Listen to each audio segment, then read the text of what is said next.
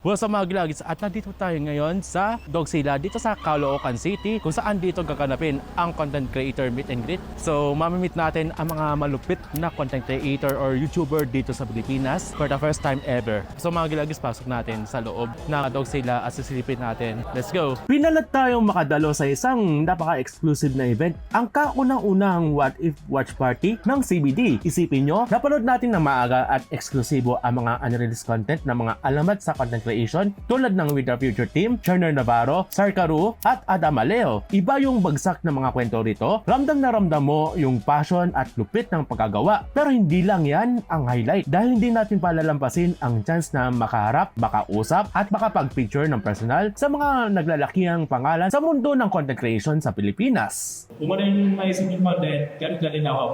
Uy, congrats din, nakikita kita, kilala ko yung nakita kami, nagkakita kami sa Pagigaraw. Content creator din siya, and lumalabas sa comfort zone talaga. May mga tao talaga mga introverts.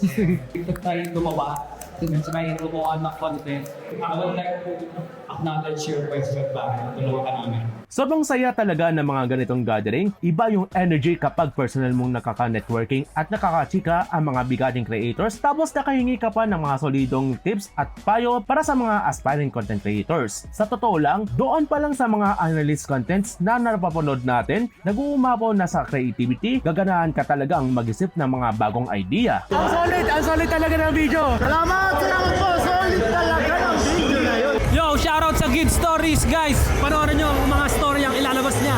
Let's go! At ito pa ang magandang balita. Kung namimiss nyo, huwag kayong mag-aalala dahil ang balita ko, magkakaroon ulit ito ngayong taon ang episode 2 ng What If Watch Party. Mas pinalaki, mas maraming networking opportunities at mas malaking collaborations para sa mga content creators. Kaya abangan nyo dahil sa event na ito, may mga upcoming collaborations tayo sa mga kapwa nating content creators na excited na akong i-share sa inyo upang ma-inspired ang lahat, lalo na sa mga aspiring creators natin dyan. Sir, alupit mo! Thank you, Kuya Gid. Alupit! Salamat sa pagpunta, Kuya Gid. Smart, ano masasabi mo dito sa event? Masaya. Nagtanong ka kanina, di ba? Kita mo, marami tayo natutunan. At tulad ng sabi mo nga, sana mangyari ulit to sa ibang lugar or mas maraming content creators. Ayun, masaya. Maraming tao and ganda ng energy. Sana pag nagkita tayo ulit, next time, mas marami ka na pang upload. And galingan mo palagi, okay? Thank you. Mas lupitan mo po yung edit mo. And then, ayun, God bless you, brother. Ang masasabi ko, very success yung event. Anong masasabi mo? Successful. Grabe, thank you, Lord.